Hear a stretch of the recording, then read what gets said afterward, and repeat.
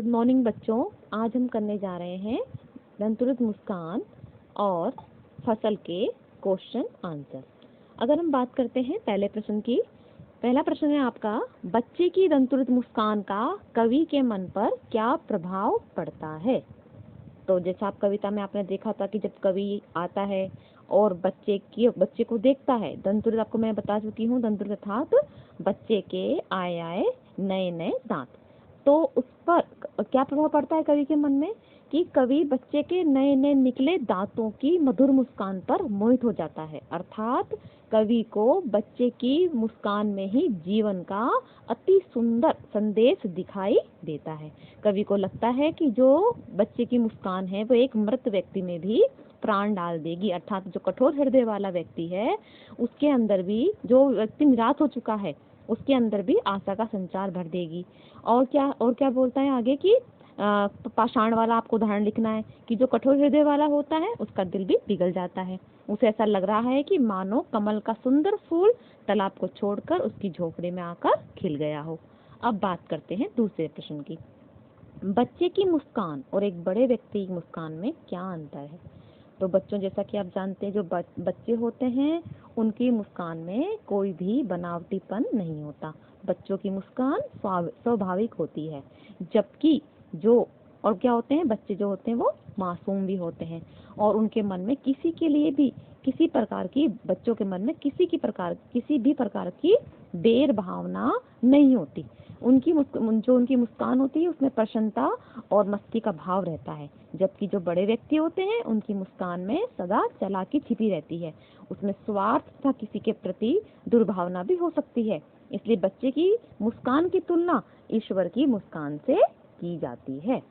अगला प्रश्न है, कवि ने बच्चे की मुस्कान के सौंदर्य को किन किन बिंबों के माध्यम से व्यक्त किया है। तो आपको बिंब याद करने में कौन कौन से बिंब थे। तो सबसे पहला बिंब कौन सा था कि जो बच्चे की मुस्कान है वो क्या करती है, एक मृत व्यक्ति के मन में भी प्राणों का संचार कर देती है, अर्थात जो व्यक्ति जीवन से निराश हो चुके हैं उनमें भी आशा का संचार करती है।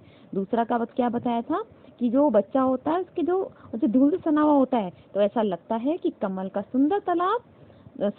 जो सुंदर फूल है वो तालाब को छोड़कर गरीब की झोपड़ी में आकर खिल गया हो। और तीसरा क्या बताया था कि जो बांस या बबूल के जो वृक्ष होते हैं उनमें से भी शेफालिका के फूल झड़ने लग जाते। शेफालिका बताया था आपको मैंने, शेफालिका था जिसमें अत्यधिक फूलों में खुशबू आती है।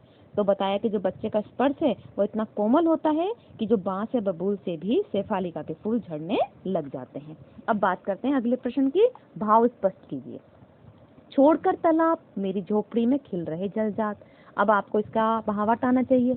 इसका कहने का तात्पर्य क्या है, कहने का तात्पर्य यह है कि बच्चे के धूल से सने हुए शरीर और उसकी मनोरम मुस्कान को देखकर कवि को ऐसा लगता है मानो कमल का सुंदर फूल तालाब को छोड़कर उसकी झोपड़ी में आकर खिल गया हो।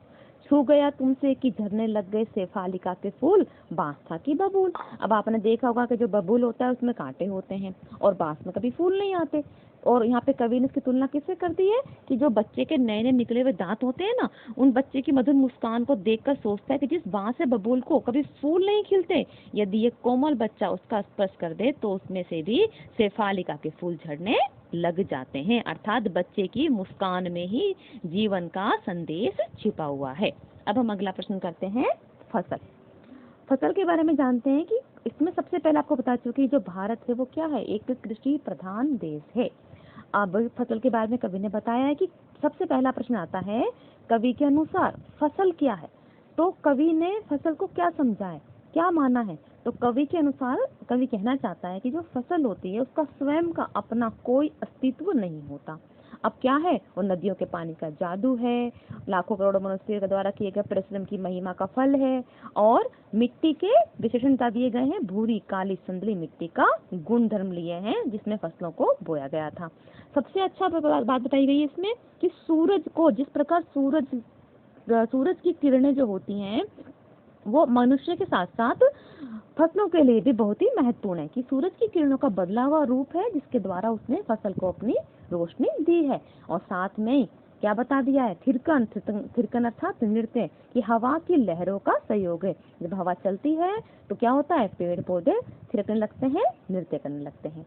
अब अगला प्रश्न कवि ने पूछा है कि कविता में फसल उपजाने के लिए आवश्यक तत्वों की बात कही गई है, वे आवश्यक तत्व कौन कौन से हैं? तो आपको बेटा पता होगा। सबसे पहले कवि ने नदियों का लिया है कि जो नदियां होती है वो एक का नहीं, दो का नहीं, अनेक नदियों का जल मिलकर फसल को क्या करता है? सिंचाई करता है, जिससे फसल की अच्छी पैदाइश होती है। दूसरा क्या बताया है कि इसमें केवल एक मनुष्य का योगदान नहीं होता, कोई एक पौधा तो है नहीं, फसल में करोड़ों लाखों पौधे होते हैं, तो जिसकी देखभाल क्या करते हैं? लाखों करोड़ों मनुष्यों का परिश्रम है। और क्या बताया है फिर कि केवल एक दो खेतों का ही नहीं, अपितु हजार खेतों की मिट्टी का गुणधर्म, अर्थात क्या है? फसल को उगाने में क्या हुआ है?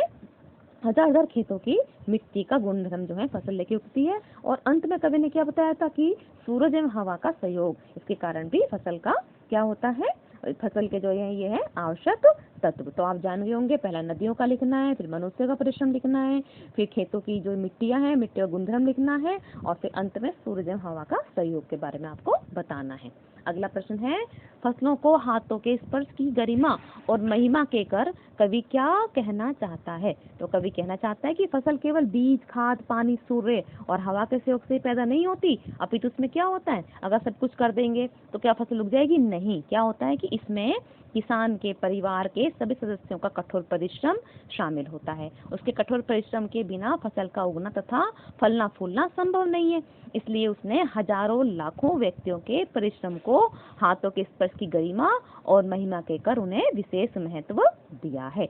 अब है अगला प्रश्न, भाव स्पष्ट कीजिए। रूपांतर है सूरज की किरणों का, सिमटा हुआ संकोच है हवा की थिरकन का, थिरकन था नृत्य।